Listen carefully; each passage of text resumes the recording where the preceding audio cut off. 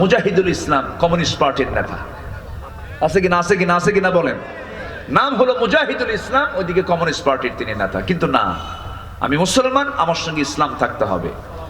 ব্রাহ্মণের ছেলে ব্রাহ্মণ হতে পারে, খ্রিস্টানের ছেলে খ্রিস্টান হতে পারে, বৌদ্ধের ছেলে বৌদ্ধ হতে পারে, কিন্তু মুসলমানের সন্তান মুসলমান হতে পারে না যদি তার মধ্যে ইসলাম না থাকে। ইসলাম থাকতে হবে 16 আনা। এই জন্য সেই দাসত্ব, সেই ইবাদত যদি আমি করতেও যাই, ইবাদত কবুলের কিছু শর্ত আছে। সেই শর্তটা হলো, ইবাদত কবুলের জন্য শর্ত হলো 10টা শর্ত। বলেন কয়টা শর্ত?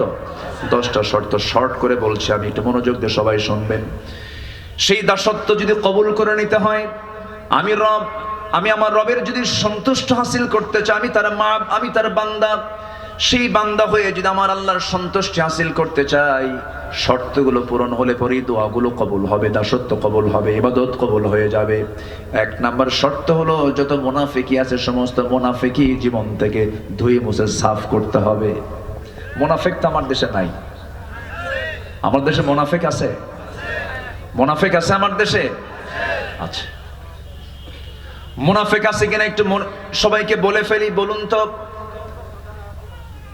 আমার নবীজি বলেছেন, আয়াতুল মুনাফিকি সালাস, মুনাফিকের আলামত হলো 3টা। যখন সে কথা বলে মিথ্যা বলে, এরপরে যখন সে ওয়াদা করে, ওয়াইদা ওয়াদা আখলাফ, যখন সে ওয়াদা করে ওয়াদা ভঙ্গ করে, ওয়াইদা তুমিনা খান, আমানতের খেয়ানত করে, যখন সে কারোর সঙ্গে তর্ক বিতর্কে লিপ্ত হয়, তখন সে বাজে কথা, মুখ খারাপ করে ফাহিশা ভাষায় কথা বলে। আমার বন্ধুগণ, মিথ্যা কথা বলার মতো মানুষ তো বাংলাদেশে খুঁজে পাওয়া যাবে না। আছে? মিথ্যা কথা বলার লোক আছে? তাহলে এখন বলুন তো, আমার দেশে মুনাফিক আছে না নাই? আরেকটা জরিপের কথা বলবো, কান লাগাবেন, মনোযোগ দিয়ে শুনবেন। আচ্ছা বলুন তো, কোন ওয়াক্তে বাড়িতে মানুষ বেশি থাকে? কোন ওয়াক্তে? বলেন, নামাজের কোন ওয়াক্তে বাড়িতে মানুষ বেশি থাকে? বলেন কোন সময়? আমার রাসূল বলেছেন, মুনাফিক চেনার চিহ্ন হলো ফজর যাবে না, ফজরের কোনো খবর থাকবে না। মুনাফিক যোহর পড়তে পারে, মুনাফিক আসর পড়তে পারে, মুনাফিক মাগরিব পড়তে পারে, মুনাফিক বড় জোরে এশা পড়তে পারে, কিন্তু মুনাফিক কখনো ফজর নামাজ পড়তে পারে না। বলুন তো, আমার দেশের সবচেয়ে কম মুসল্লি কোন ওয়াক্তে? আর সবচেয়ে বেশি অবস্থান করে মানুষ বাড়িতে কোন ওয়াক্তে? আমার দেশে মানুষ বেশি না মুনাফিক বেশি? ধরা খাইছেন কি? ধরা খাইছি আমরা। হ্যাঁ, এত ওয়াজ হয়, ফজরে মুসল্লি নাই। আচ্ছা বলুন তো, ফজরের সালাতের গুরুত্ব বেশি না জুমার সালাতের গুরুত্ব বেশি? জুমার গুরুত্ব নাই। আজ থেকে জুমার গুরুত্ব আছে না নাই? আচ্ছা, দুটাই ফরজ, দুটাই ফরজ, কিন্তু ফজরের আল্লাহ রাব্বুল আলামিন বিশেষ ফজিলত দিয়েছেন। 65টা এক্সট্রা ফজিলত আছে ফজর নামাজের, 65টা। ফজরের 2 রাকাত সুন্নত নামাজ, রাকাতাই সালাতুল ফজর খায়রুম মিনাদ দুনিয়া ওয়া মা ফিহা। ফজরের 2 রাকাত সুন্নত এত দামি যে আল্লাহ তাআলা বলেছেন, খায়রুম মিনাদ দুনিয়া ওয়া মা ফিহা, দুনিয়া এবং দুনিয়ার মাঝে যা আছে তার চাইতে বেশি দাম হলো ফজরের 2 রাকাত সুন্নতের দাম। তাহলে এখন বলুন, ফজরের মুসল্লি মাঝে মাঝে 3 জন খুঁজে পাওয়া যায়। কয়জন? 3 জন। কে কে? ইমাম, মুয়াজ্জিন আর খাদেম। যদি 3টার চাকরি না থাকতো, 3টাও থাকতো। এই হলো ফজরের চিত্র আমাদের। অথচ আমার নবীজি বলেছেন, যে বাড়িতে প্রাপ্তবয়স্ক মুসলমান পুরুষ আছে অথচ মসজিদে আসে না, আমি নবী, আমি রাসূল, আমার মনে হয় আমি সেই বাড়িতে গিয়ে নিজেই আগুন ধরায় দেই, আগুন লাগায় দেই। আমি ওই বাড়িতে আগুন ধরায় দিতাম, লাগায় দিতাম, যদি ওই বাড়িতে নারী এবং শিশু না থাকতো। নাউজুবিল্লাহ। কত ভয়ঙ্কর হাদিস, কত শক্ত হাদিস। আমার নবীজি কত রাগ করলে পরে এই জাতীয় কথা বলেছেন।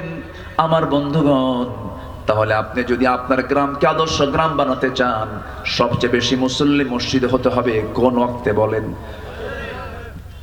এত আস্তে কোন কেন ভাই? একটু জোরে বলেন, কোন ওয়াক্তে? কোন ওয়াক্তে? গ্রাম কি ঠিক আছে?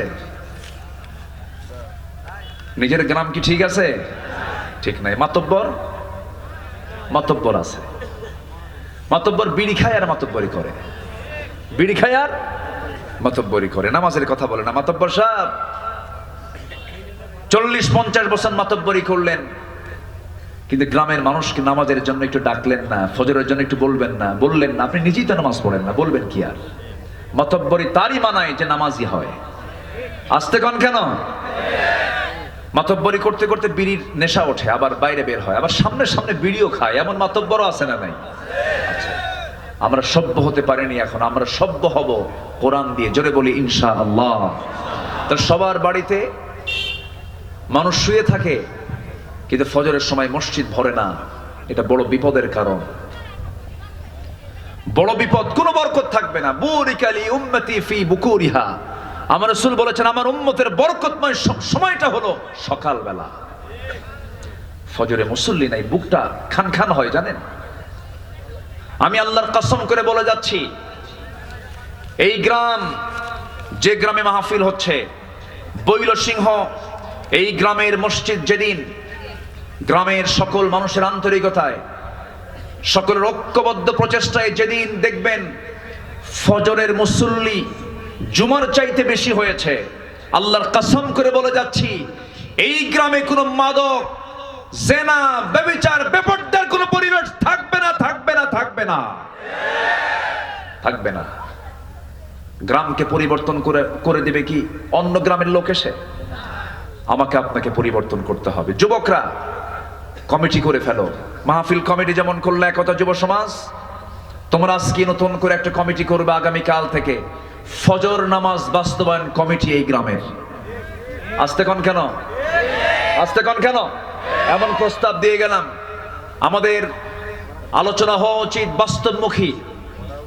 সমাজের যে রোগগুলো আছে সেই রোগগুলো ধরে ধরে প্রত্যেকটা গ্রামে যদি ফজর নামাজ বাস্তবায়ন কমিটি হয়, গ্রামের কোন ছেলের বখাটে থাকবে না, সব আল্লাহওয়ালা হয়ে যাবে, ভালো হয়ে যাবে। আল্লাহ রেজাল্ট দিচ্ছেন, ইন্নাস সালাতা তানহা আনিল ফাহশাই ওয়াল মুনকার ওয়া লাযিকরুল্লাহি আকবার আল্লাহু ইয়ালামু মা তাসনাউন। আল্লাহু আকবার বলেন। তাহলে মুনাফিকি দূর করার জন্য কোন নামাজ দরকার বলেন? আরো জোরে বলেন, কোন নামাজ দরকার? ফজরের নামাজ দরকার। আল্লাহ রাব্বুল আলামিন বলেন, وَمِنَ النَّاسِ مَن يَقُولُ آمَنَّا بِاللَّهِ وَبِالْيَوْمِ الْآخِرِ وَمَا هُمْ بِمُؤْمِنِينَ। মানুষের মধ্যে কিছু মানুষ আছে যারা বলে ঈমান এনেছি, পরকালকে বিশ্বাস করে নিয়েছে, কিন্তু তারা প্রকৃত মুমিন নয়। ওয়া ইযা কামু কুসালা, নামাজে হেলে ধুলে দাঁড়ায়, তাদের ধ্বংস কামনা করেছেন মহান রব্বুল আলামিন। ওরা প্রকৃত মুসল্লি নয়, ওরা হলো মুনাফিক। ওরা ফজর পড়ে না, মাঝে মাঝে জোহরে যায় কমিটির পথটাকে ঠিক রাখার জন্য।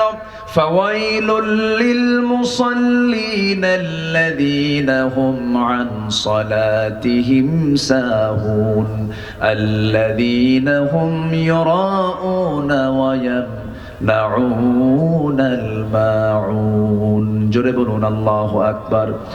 ওই সমস্ত মুসল্লির ধ্বংস, ওই সমস্ত মুনাফিক মুসল্লির ধ্বংস যারা অবহেলা করে নামাজ পড়ে, লোক দেখানো নামাজ পড়ে, প্রয়োজনীয় ব্যবহৃত জিনিসগুলো দেয় না। প্রতিবেশী চলে গেছে, দাটা দাও তো দাটা দেয় না, কাশি দাও তো কাশি দেয় না। এমন প্রতিবেশী মনে হয় বাগমারায় নাই? আসতে বলবেন না, আছে না নাই বলেন? প্রতিবেশীকে যে কষ্ট দেবে আল্লাহ তাকে জান্নাত দেবেন না। আমার রাসূল বলেছেন, আমার উম্মতের যদি কষ্ট না হতো, প্রতিবেশীকে আমি সম্পত্তির ওয়ারিস বানায় দিতাম। ওয়ায়ামনাউনাল মাউন। আমার বন্ধুগণ, অনেক লোক আছে দেখবেন যে প্রতিবেশীর সঙ্গে একটু গন্ডগোল হয়ে গেছে, তার ঘরটা, তার ঘরের পেছনে রাস্তা নাই, তার জায়গা দিয়ে যেতে হয়, একটু গন্ডগোল লাগলে খোঁটা গাড়ে, কি গাড়ে, কি গাড়ে, খোঁটা মারে, খোঁটা খোঁটা, হাঁটতে দেয় না। এরকম খোঁটা মারা কি বাগমারায় আছে?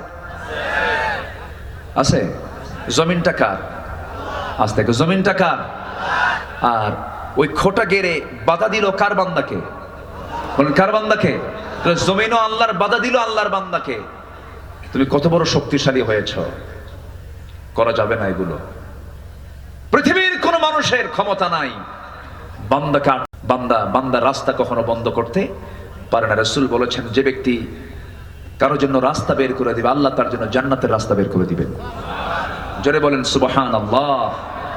আমি কোরআন চর্চা করে যতটুকু বুঝেছি, আমি যতটুকু ভাঙ্গা চোরা, এলেম কালাম তো তেমন নাই, মানুষ আমার ডাকে শুধু, বসায় দেয় বড় জায়গায়, কিন্তু সেই বড় জায়গার যোগ্যতা আমি রাখি না। আমি আব্দুল্লাহ আল আমিন খুবই ছোট্ট নগণ্য আদনা একজন গোলাম, কিন্তু ছোট্টবেলায় বাবার সঙ্গে যখন হাটে যেতাম, আগে ওই মিটারে মাপ হতো না, ডিজিটালে মাপ হতো না, আগে মাপ হতো দাড়ি পাল্লায়।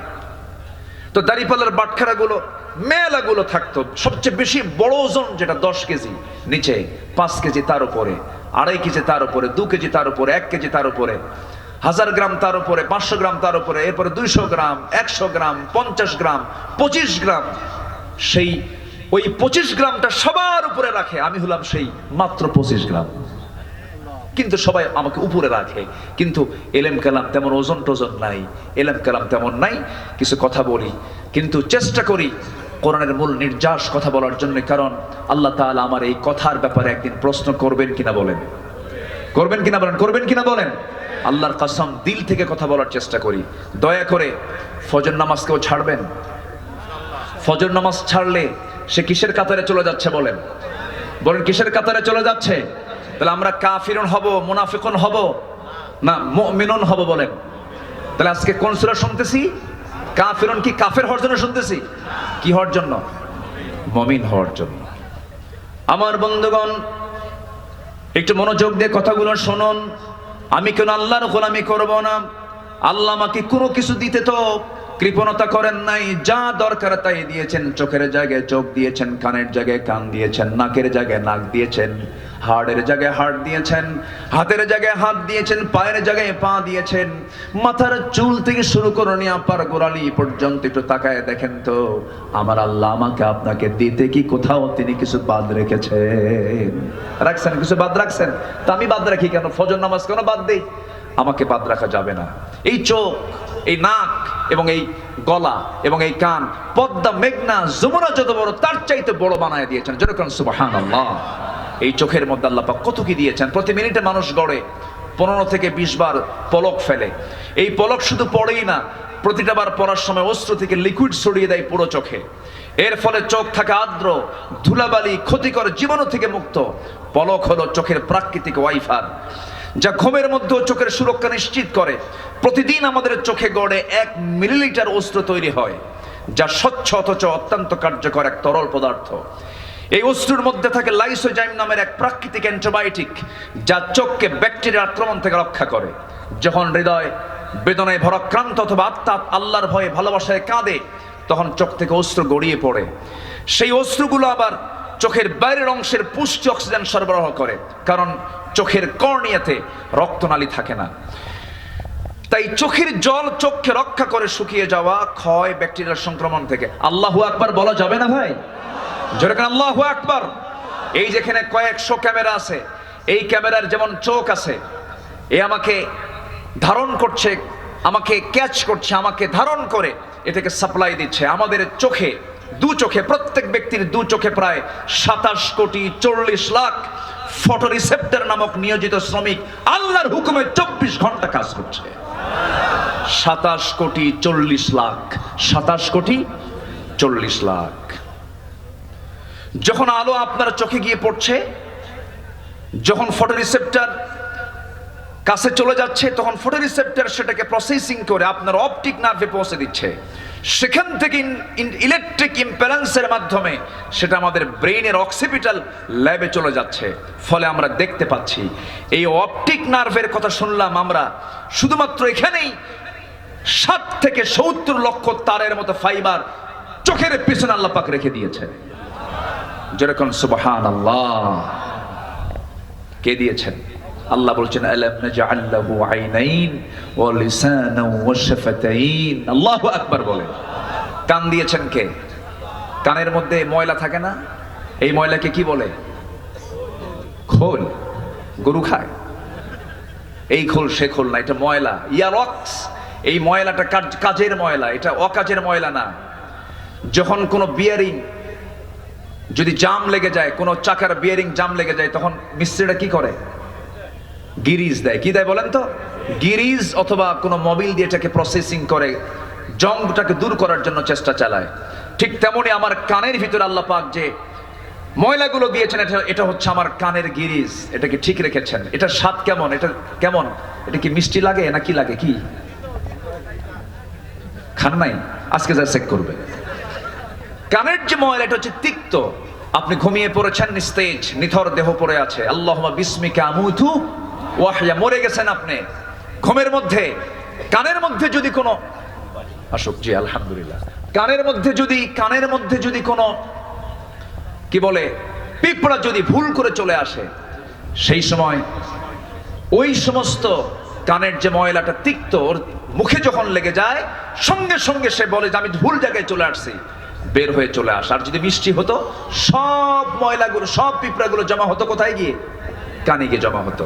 তাহলে এই কানকে সেভ করলেন কে? আসতে বলবেন না, কে সেভ করলেন? কে সেভ করলেন? আল্লাহ করলেন। আল্লাহ বলছেন ইন্নাস সামআ ওয়াল বাসারা ওয়াল ফুআদা কুল্লু উলাইকা কানা আনহু মাসউলা, শ্রবণ শক্তি, দৃষ্টি শক্তি, অন্তর শক্তি আমি দিয়েছি, সব ব্যাপারে জিজ্ঞাসা করব আমি আল্লাহ রাব্বুল আলামিন একদিন। অতএব আমার এই কানকে অবশ্যই তার নিয়মেই চালাতে হবে। যিনি আমার কান দিয়েছেন তিনি কে? আল্লাহ তাআলা। আজকের মাহফিলের একজন মেহমান এসেছেন, জনাব আব্দুল বারী সাহেব, না? আলহামদুলিল্লাহ, জি বসুন। আল্লাহ তুমি তার হায়াতে বারাকা দান করো, জোরে বলি আল্লাহুম্মা আমিন। আরো জোরে আল্লাহুম্মা আমিন। আমার দিকে তাকান সম্মানিত ভাইয়েরা। তাহলে আমার দায়িত্ব হচ্ছে জীবনের সকল জায়গায় কার ইবাদত করা, বলেন তো? আসতে বলুন, কার ইবাদত করা? আর সেই ইবাদত কবুলের জন্য 10টা শর্তের 1 নম্বর শর্ত হলো আমরা মুনাফিকি বাদ দেব, জোরে বলি ইনশাআল্লাহ। নাম্বার 2 হলো সকল ইবাদত কবুল হয়ে যাবে, নামাজে অলসতা ত্যাগ করতে হবে, অলসতা বর্জন করতে হবে। আল্লাহ রাব্বুল আলামিন বলছেন, বান্দারে আমার জান্নাত পেতে হলে অলসতা পরিহার করে তোমাকে কেমন নামাজ পড়তে হবে? ওয়াল্লাযীনা হুম আলা সালাওয়াতিহিম ইউহাফিযুন উলাইকা হুমুল ওয়ারিসুন الذين يرثون الفردوس هم فيها خالدون জোরে বলুন আল্লাহু আকবার। যারা নামাজের ব্যাপারে যত্নশীল হবে, নামাজের ব্যাপারে যারা অত্যন্ত যত্ন করে যারা নামাজটা পড়বে, ফজর আজান যখন হয় তার একটু আগ দিয়ে, যে সময় ফজর ওয়াক্ত হয় না, এই টাইমটা খুব গুরুত্বপূর্ণ টাইম। আল্লাহ পাক এই সময় ফিস সামাইদ দুনিয়া, দুনিয়ার আকাশে চলে আসেন। আলা মিন মুস্তাগফিরিন ফাগফির লাহ, কোন ক্ষমা প্রার্থী আছে আমার কাছে ক্ষমা চাবে, মাফ করে দেব। ওই সময় ঠিক ওই সময়টা আবার শয়তানও চলে আসে, বান্দার শিয়রে এসে বলে আলাইকা লাইলুন তাবিল, আলাইকা লাইলুন তাবিল, তোমার জন্য রাত বড় লম্বা, ঘুমাও ঘুমাও। ওই মাথার চুলের মধ্যে সে তার নখ ঢুকায় দেয়, তার আঙ্গুল ঢুকায় দেয়, মানে ঘুমাও ঘুমাও। ওই সময় শয়তান 3টা গিট মেরে যায়। ওই 3টা গিট যদি কেউ ছোটাতে চাও, রাসূল বললেন 3টা আমল করবে। সেই সময় তোমার আমল হলো মুনাফিকের কাতার থেকে তোমার নামটা যদি মিশে নিতে চাও, ওই সময় তোমার 3টা কাজ, 3টা গিট ছোটাবে। 3টা কাজের মধ্য দিয়ে, 3টা আমলের মধ্য দিয়ে নাম্বার 1 হলো নিজের পিঠটা বিছানার সঙ্গে থেকে তুমি উঠায় নিবা, পৃথক করে ফেলবে, 1 নাম্বার গিট চলে যাবে। নাম্বার 2, নামাজের নিয়তে ওযু বানাবা, তোমার 2 নাম্বার গিট ছুটে চলে যাবে। এরপরে নামাজের নিয়তে তুমি ওযু বানায়া মসজিদের দিকে রওনা দেবে, কদমে কদমে নেকি লেখা শুরু হয়ে যাবে, নামাজে দাঁড়াবে, নামাজটা আদায় হয়ে যাবে। 24 ঘন্টা শয়তান তোমার কাছে আসার সাহস পাবে না, জোরে কোন সুবহানাল্লাহ। আমার বন্ধুগণ, নামাজটার ব্যাপারে আমরা যত্নশীল হব, জোরে বলি ইনশাআল্লাহ, আরো জোরে বলি ইনশাআল্লাহ। নামাজের মধ্যে মজা পেতে হবে। 2জন সাহাবী আব্বাদ এবং আম্মার, নবীজি 2জনকে সীমানার প্রহরায় নিয়োগ দিয়েছেন। রাত 2টার দিকে, শেষ রাত্রির দিকে ঘুমিয়ে পড়েছেন। আম্মার ঘুমিয়ে পড়েছেন। আব্বাদ বলছেন, ভাই খামাখা দাঁড়ায় থেকে লাভ কি? উনি ঘুমিয়ে পড়েছেন, আমি নামাজে দাঁড়ায় যাই। নামাজে দাঁড়ায় গেলেন, তাহাজ্জুদ পড়ছিলেন, শত্রু তাকে টার্গেট করেছে, দূর থেকে তীর মেরেছে। নামাজরত অবস্থায় তার ডান পায়ে লেগেছে, নামাজ ছাড়েন না। ওই অবস্থায় তিনি রুকু করলেন, সিজদা দিলেন। দ্বিতীয় রাকাতে আবার দাঁড়ানো, আরেকটা তীর মেরে দিয়েছে, বাম পায়ে লেগেছে, 2 পা রক্তাক্ত হলো। রক্তের ফিঙ্কেটে গিয়ে ঘুমন্ত সাহাবী আম্মারের গায়ে লাগার সঙ্গে সঙ্গে ঘুম থেকে জাগা পেয়ে বলছেন, আব্বা কি করো? শত্রু তোমাকে টার্গেট করে ফেলেছে। কোনো কথা বলছেন না, রুকু করলেন, সিজদা দিয়া সালাম ফিরে বলছেন, ভাই আমি তো অনেক আগেই টের পেয়েছি, কিন্তু আমি আমার সালাতের ভিতরে এত স্বাদ পাচ্ছিলাম, এত মজা পাচ্ছিলাম, আমার কাছে মনে হচ্ছিল দুইটা তীর আমার পায়ে লেগেছে, আরেকটা তীর যদি আমার বক্ষ ভেদ করে যদি আমার জীবনটাও চলে যেত, আমি আমার প্রাণের নামাজ, আমি আমার মোহাব্বতের নামাজ, আমি আমার আল্লাহর সঙ্গে কথা বলা বাদ দিতাম না। জোরে কোন সুবহানাল্লাহ। নামাজের মধ্যে মজা পাওয়ার দরকার আছে না নাই? ইবাদত কবুলের জন্য 10টা শর্ত। মুনাফিকি বাদ দেব, নামাজে অলসতা বাদ দিয়ে দেব। নাম্বার 3 হলো আল্লাহ রাসূলের সঙ্গে চরম অবাধ্যতা, সীমা লঙ্ঘন যদি কেউ করে তার কোনো ইবাদত কবুল হবে না। ওয়া মাইয়াসিল্লাহা ওয়া রাসূলাহু ওয়া ইয়াতাআদ্দা হুদুদাহু ইউদখিলহু নারান খালিদান ফিহা ওয়া লাহু আযাবুন মুহিন। জোরে বলুন আল্লাহু আকবার। আল্লাহ এবং রাসূলের নাফরমানি করবে যারা, সীমা লঙ্ঘন করবে যারা, আল্লাহ তাকে আগুনে প্রবেশ করাবেন, সে স্থায়ী হবে, তার জন্যই রয়েছে অপমানজনক আযাব। সূরা নিসা আয়াত নাম্বার 14। এই জন্য অবাধ্যতা হওয়া যাবে না, অবাধ্য হব না। আমরা সবাই একমাত্র বাধ্য হব যার, তিনি আমার কে। আসতে বলবেন না, তিনি আমার কে, বলেন আল্লাহ। কি বাধ্যগত সাহাবী ছিলেন, ইমানটাকে লালন করেছেন। কি পরিমাণ ইমানের গভীরতা থাকলে পরে, কি পরিমাণ ইমানের অবিচলতা থাকলে পরে দুনিয়ার সব কিছু উজাড় করে দিয়েছেন, সব কিছু ছেড়ে দিয়ে তারা ইমানটাকে লালন করেছেন, নবীর আনুগত্য করেছেন, আল্লাহর আনুগত্য করেছেন। এই মুহূর্তে একজন সাহাবীর কথা মনে হয়ে গেল। মক্কা এবং মদিনার ঠিক মাঝখান বরাবর তার বাড়ি। এই মক্কা মদিনার ঠিক মাঝখান বরাবর বাড়ি। ইয়াং টকবকে যুবক, বাপ জন্মের পূর্বেই মারা গেছে, জন্মের পরপরই চাচার কাছে মানুষ হয়েছেন সেই সাহাবী। নবীর দাওয়াত তার কানে গেল, কালেমা পড়লেন। চাচার কানে সংবাদ গেছে ভাতিজা কালেমা পড়েছে। সঙ্গে সঙ্গে চাচা ডাক দিয়ে বলে, তলব করে বলে, ভাতিজা শুনলাম তুমি নাকি দিন গ্রহণ করেছো।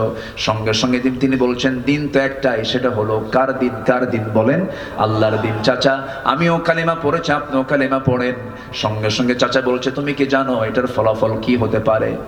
কি হবে চাচা বলেন? সব সম্পত্তি জোর করে তোর কাছ থেকে নিয়ে নেব, তোকে এত ভালোবাসলাম, তুই এত বড় ক্ষতি করে ফেললি, আমার ধর্ম, আমার বাপ দাদা সব শেষ করে ফেললে, তোকে শেষ করে ফেলবো আমি। সঙ্গে সঙ্গে বলছেন, ও চাচা, সম্পত্তির আপনি হুমকি দিচ্ছেন, আমাকে জোর করে নিতে হবে না আমার কাছ থেকে, আমি বিনা শর্তে সমস্ত সম্পত্তি দিয়ে দিলাম, তবু আমি ঈমান হারা হব না, নবীর অবাধ্য হব না, আল্লাহর অবাধ্য হব না। ওমান ইয়াসিল্লাহু ওয়া রাসূলাহু ওয়া ইয়াতাআদ্দা হুদুদাহু, ওমান ইয়াসিল্লাহু ওয়া রাসূলাহু ওয়া ইয়াতাআদ্দা হুদুদাহু, সেই পক্ষে আমি যাব না, সেই সীমা লঙ্ঘন আমি করব না। সঙ্গে সঙ্গে চাচা তাকে ধরে ফেলে, কলার ধরে টান মেরে জামা টেনে ছিঁড়ল, জোর করে লুঙ্গিটা পর্যন্ত খুলে নিয়া, ঘাড় ধাক্কা দিয়া রক্তাক্ত করে সেই জায়গা থেকে বের করে দেওয়ার পরে বলছে, চলে যা। উলঙ্গ হয়ে বাইরে বের হয়ে দুনিয়াটা অন্ধকার দেখছিলেন। মার দরজায় গিয়ে বলছেন, মা দরজা খোলো। দরজা খোলা হলো। বাপ বলছে, মা আমার দিকে তাকাইও না, ঈমান এনেছি, নবীর আনুগত্য করেছি। আমার চাচা আমার পরনের লুঙ্গিটা পর্যন্ত খুলে নিয়েছে। ও মা দেখো তো ঘরের মধ্যে কিছু আছে নাকি। এক খণ্ড কাপড় তাকে দেওয়া হলো। এক খণ্ড কাপড়টা পরে কোনো মতো সতরটা ঢেকে ঢুকে মার কাছ থেকে বলছেন, মা বিদায় দিয়ে দাও, দুনিয়ার সব ছাড়বো কিন্তু আমি আমার আল্লাহ রাসূলকে ছাড়বো না। জোরে কোন সুবহানাল্লাহ। চললাম মদিনার দিকে, মদিনায় রওনা করলেন, মদিনায় চলে গেলেন। পায়ে হেঁটে হেঁটে, শীতকাল থরথর করে কাঁপতেছিলেন, গোটা গায়ে শুধু এক খণ্ড কাপড় দিয়ে শুধু সতরটা ঢাকা। নবীর দরজায় গিয়ে নক করলেন। নবীজি দরজা খুলেই দেখেন গায়ে কাপড় চোপড় নাই। ভিতরে ঢুকলেন, নবীর ব্যবহৃত দুটা জুব্বা মোবারক আমার নবী নিজ হাতে দিয়ে বলছেন, যুবক জুব্বাটা নাও, তাড়াতাড়ি গায়ে দাও, ঠান্ডা লেগে যাবে তোমার। জুব্বা পরা শেষ করলেন। রাসূল বলছেন, যুবক ঘটনা কি? সব খুলে বললেন। সঙ্গে সঙ্গে রাসূল বলছেন, ও আব্দুল্লাহ, তোমার চাচা তোমাকে বস্ত্রহীন করে ঘর থেকে বের করে দিয়েছে, আর বিশ্বনবী তোমার জন্য তার নিজের দেহের জুব্বা মোবারক তোমাকে দান করেছে। চিন্তা করো না।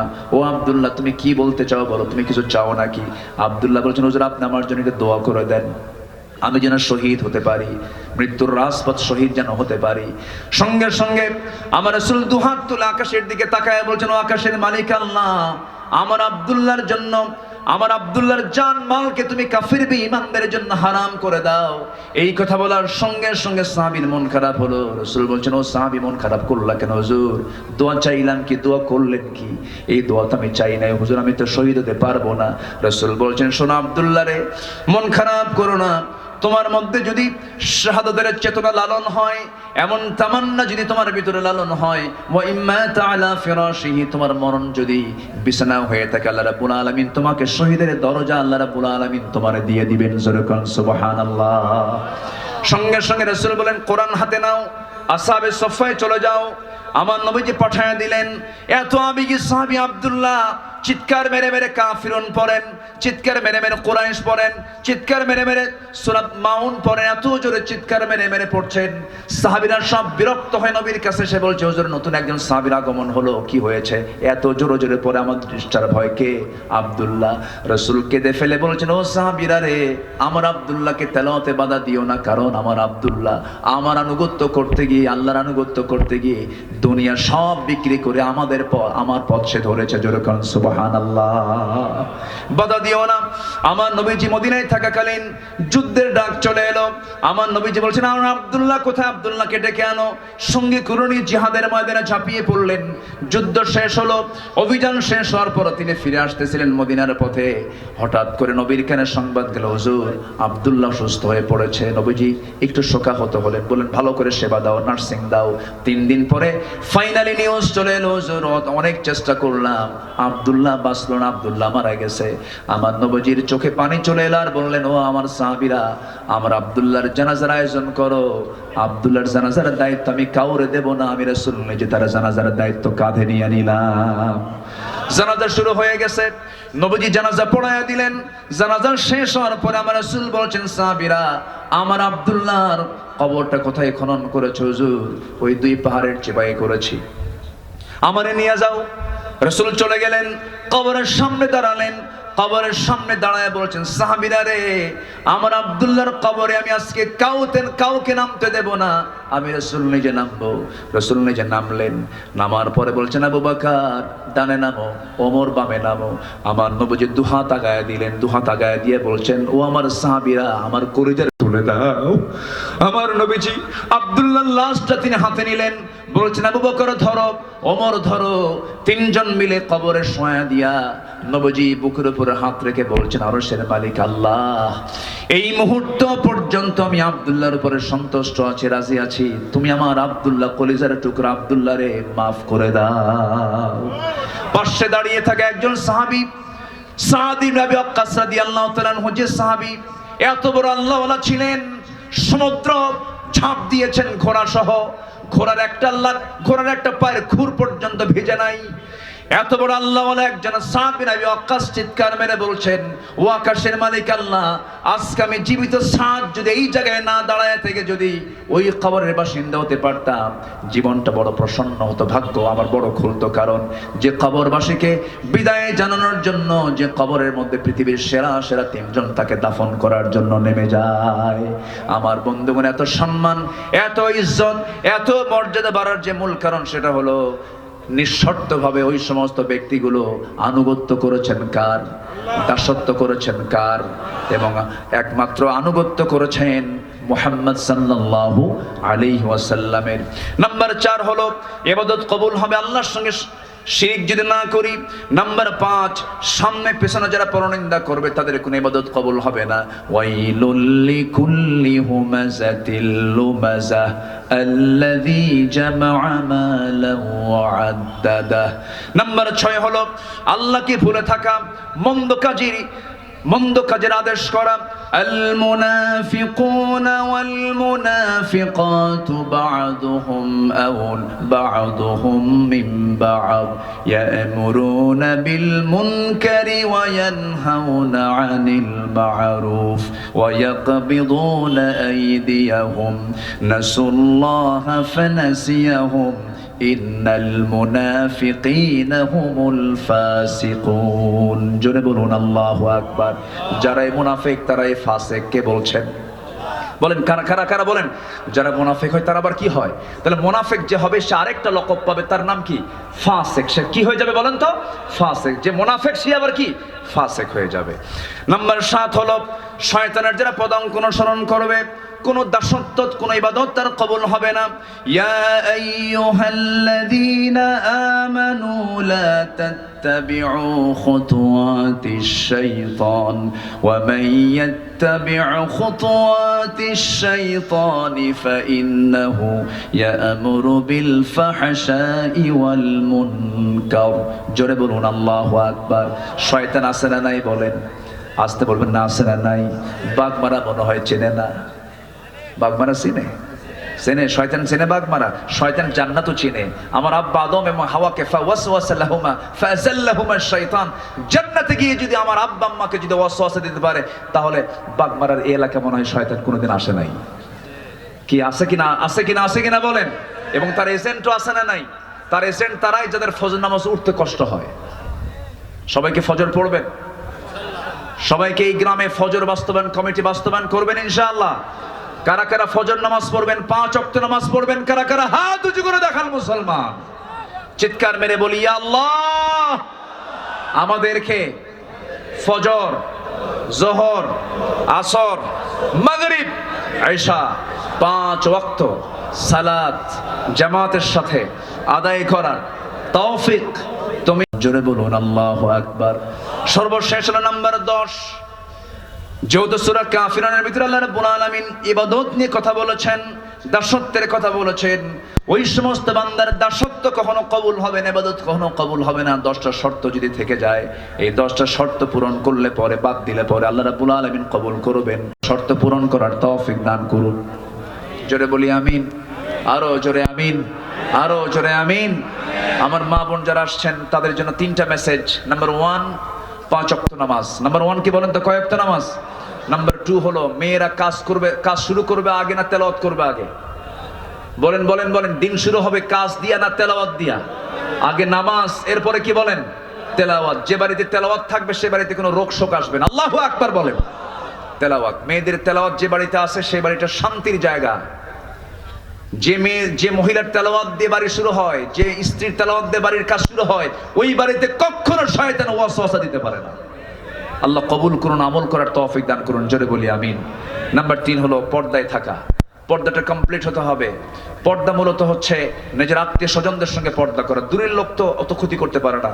আত্মীয় স্বজন যেরকম দুলা ভাই, মামাতো ভাই, খালাতো ভাই, চাচাতো ভাই, দেবর, ভাসুর, এই জায়গায় পর্দার গুরুত্ব সবচেয়ে কম না সবচেয়ে বেশি? বেশি। আল্লাহ রাব্বুল আলামিন এলাকার মা বোনদেরকে এমন সুন্দর পর্দা করার তৌফিক আল্লাহ পাক দান করুন। আমাদের মাঝে মেহমান এসেছেন, সবাই চিনেন তো তাকে নাকি? ওনাকে চিনেন? আল্লাহ তাআলা অনেক সুন্দর সূরত দান করেছেন। কি সুন্দর আল্লাহ পাক চেহারা আল্লাহ পাক দিয়েছেন। ভিতরটাও যেমন সুন্দর, বাহিরটাও তেমন সুন্দর। জনাব আব্দুল বারী হাফিজাহুল্লাহ তিনি এসেছেন, তিনি কথা বলবেন। এবং এরপর এদেশের অগণন মানুষের কলিজার টুকরা অত্যন্ত ছন্দময় গতিতে সুন্দর করে কথা বলেন আমাদের মুরব্বী, আমাদের সিনিয়র বড় ভাই বজলুর রশিদ মিয়া ভাই, তিনি কথা বলবেন। আমি আর কথাকে দীর্ঘায়িত করতে পারছি না, যতটুকু হয়েছে আমরা বলে ফেলি আলহামদুলিল্লাহ। আমার মনে হয় যে কথাটা আজকে হলো, এই বাগমারার এই মাটিতে যদি কেউ আমল করতে পারে, আমার কথা না আল্লাহর কথা বলেন, ভালো হওয়ার জন্য এর চাইতে বড় মেসেজ আমি আর কোরআনে কোথাও খুঁজে পাই না। একটু মেহেরবানি করে আজকে ফজরটা হবে তো মসজিদ ভরবে না ফাঁকা থাকবে বলেন? আজকের আলোচনার পর যদি মসজিদটা ভরে যায়, এই মাহফিল কবুল হয়ে যাবে। আল্লাহ সবাইকে আমল করার তৌফিক দাও। জোরে বলি আল্লাহুম্মা আমিন। সুবহানাকা আল্লাহুম্মা বিহামদিকা আশহাদু আল লা ইলাহা ইল্লা আনতা আস্তাগফিরুকা ওয়া আতুবু ইলাইক। আসসালামু আলাইকুম ওয়া রাহমাতুল্লাহি ওয়া বারাকাতুহু। ওনাকে দেন, এরপর বজলু ভাই চলে আসবে ইনশাআল্লাহ। আলহামদুলিল্লাহ, এই পর্যায়ে আপনাদের সামনে বক্তব্য রাখবেন জামাত ইসলামী বাংলাদেশ বাগমারা উপজেলার সম্মানিত নায়েবে আমির, জামাত ইসলামী বাংলাদেশ বাগমারা আসনের সম্মানিত মনোনীত প্রার্থী, অত্যন্ত মানবিক